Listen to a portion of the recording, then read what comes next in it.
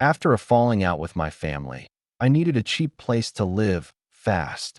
I found a listing for a one-story house in a quiet suburban neighborhood. Rows of identical homes with neat lawns and drawn curtains. The rent was a steal at $800 a month, posted by a guy named Ethan, who described himself as a private landlord and roommate. He'd live in the master bedroom. I'd get the smaller one, and he'd be gone most days for work.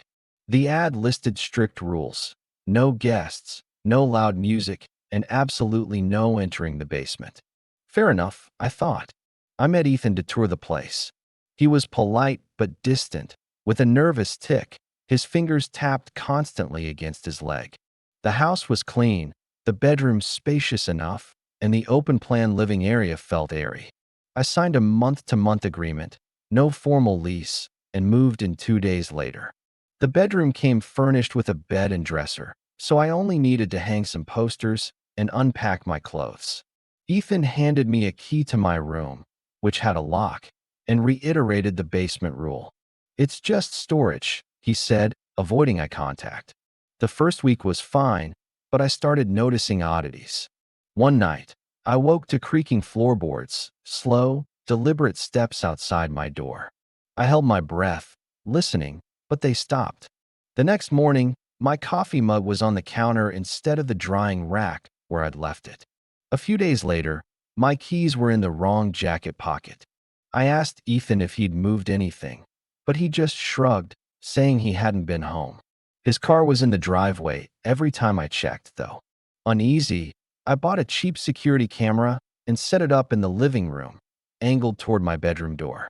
For 2 nights, it caught nothing. On the third, I reviewed the footage and froze.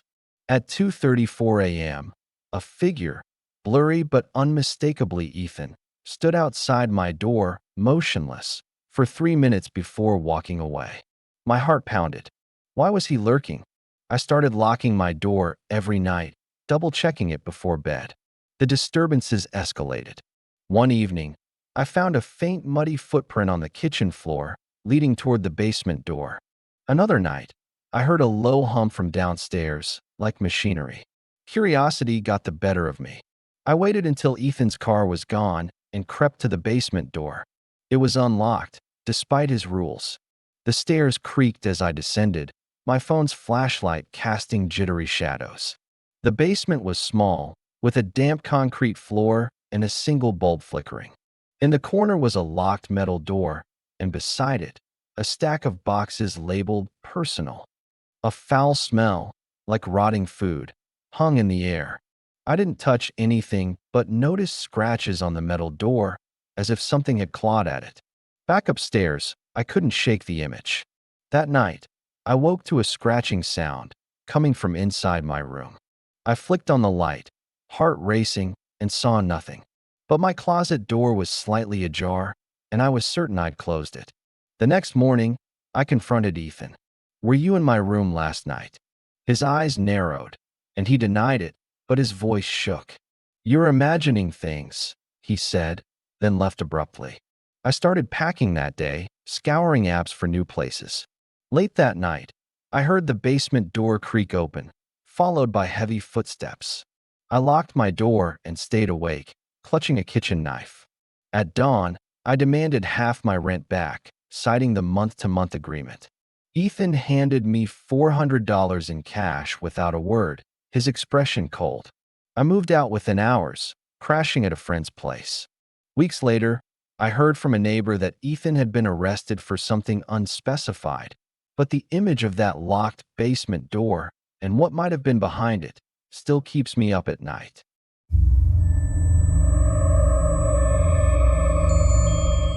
Starting my junior year of college, I moved into an off-campus apartment to save money. The university paired me with a roommate, Caleb, who needed someone to split the rent. He seemed normal at first, friendly, clean-cut, always offering to share his snacks. The apartment was small but modern, with 2 bedrooms off a shared living space. I settled in quickly, grateful for the lock on my door and the affordable rent. Caleb's friendliness soon felt intrusive. He'd linger in my room, asking about my classes, my family, even my dating life, his eyes lingering too long on my belongings. I caught him once rifling through my desk, claiming he was looking for a pen. I brushed it off, but started locking my door when I left. Then the noises began. Late at night, I'd hear whispers and shuffling from Caleb's room, like he was talking to someone. I assumed it was a phone call, but it happened every night, sometimes lasting hours. One night, unable to sleep, I crept to his door and listened.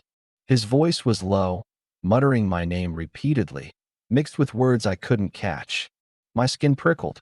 I backed away, but the floor creaked and the whispering stopped. "Hey, you up?" Caleb called through the door. I didn't answer, retreating to my room and locking it. The next morning, he acted like nothing happened, but his smile felt forced. The incidents piled up. My laptop, always shut when I left, was open one day, browser history showing sites I hadn't visited. A hoodie went missing from my laundry, only to reappear folded on my bed days later. I confronted Caleb, asking if he'd been in my room. He laughed it off, saying, "Maybe you forgot to lock it." But I never forgot. I started keeping a journal of the oddities, paranoia creeping in. One night, I woke to the sound of my door handle rattling. I stayed silent, heart pounding, until footsteps retreated.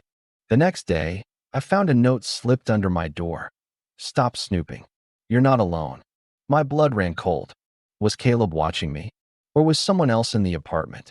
I waited until he was at class and searched his room, guilt warring with fear.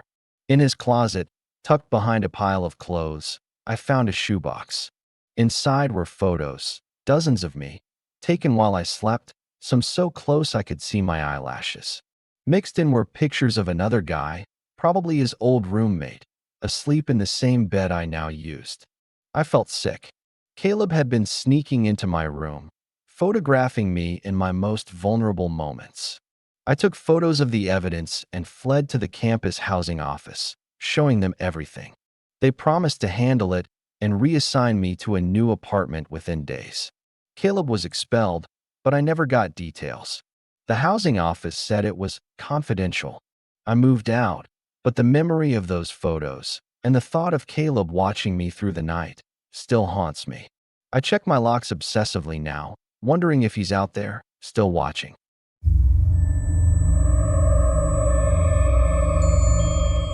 At 23, I moved out of state for a new job, landing in a small city far from home.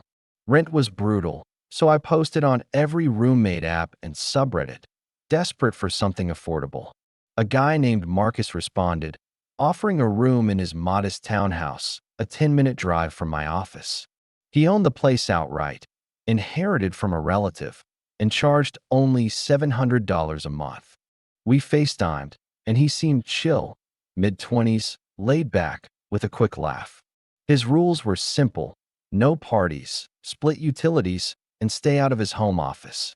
I agreed and moved in a week later. Marcus greeted me at the door, shorter than I'd expected but friendly, helping me carry boxes to my furnished room. The townhouse was cozy, with an open living area and a small backyard. I replaced the bed sheets and settled in, excited for a fresh start. Marcus was chatty, asking about my job and offering to show me around town. I agreed, thinking it'd help me adjust. He drove me to local spots, grocery stores, a decent pizza joint, but his vibe shifted when he suggested a sit-down dinner, just the two of us. "Like a welcome thing," he said, smiling too widely. I declined politely, saying I was tired. His face fell, and he went quiet, driving us home in silence. Over the next week, Marcus's friendliness turned pushy. He'd knock on my door late at night, asking if I wanted to hang out or grab drinks. I kept declining, sensing he wanted more than friendship. Then I noticed my laundry. Clothes in my hamper were rearranged, and a pair of socks went missing. I searched my room, wondering if I'd misplaced them, but found nothing. The idea that Marcus had been in my stuff made my skin crawl, but I had no proof. I bought a lockable doorknob from a hardware store and installed it while Marcus was out. That night, I woke to banging on my door at 2 a.m. "Open up." Marcus shouted, his his voice sharp. I pretended to be asleep, heart racing. The next morning, he texted me. "We need to talk about the lock." I apologized, explaining I wanted privacy as a woman living with a stranger. He replied, "Take it off today. House rules." His tone was cold, and I realized he must have tried my door to know I'd changed it. Days later, a woman knocked on the door while Marcus was out. She looked my age, nervous, and asked if I lived with Marcus. When I nodded, she urged me to leave. "He's got restraining orders," she whispered. "He targets women, gets too close, too fast." She'd been his previous roommate and moved out after he'd gone through her things and followed her to work. She'd seen me move in and waited for a safe moment to warn me. I thanked her, terrified, and gave her my number. I found a studio apartment across town and started packing. I texted Marcus, claiming a family emergency forced me to move back home. He didn't reply. When he got home, he questioned me, his eyes searching. "Someone talked to you, didn't they?" he said. I denied it, sticking to my story. That night, I woke to a shadow at the foot of my bed. Marcus, sitting there, staring. I screamed, and he shushed me, saying, "Don't believe the lies. I'm not a bad guy." I bolted out of bed, grabbed my phone, and ran outside, calling the police. They escorted me back to collect my things, and Marcus handed over my rent money, acting calm in front of the officers. One cop pulled me aside, confirming Marcus had a history of incidents with women. I spent the night in a hotel and moved into the studio the next day. I've never lived with a stranger since, and I still check my doors and windows obsessively, haunted by the thought of Marcus watching me sleep.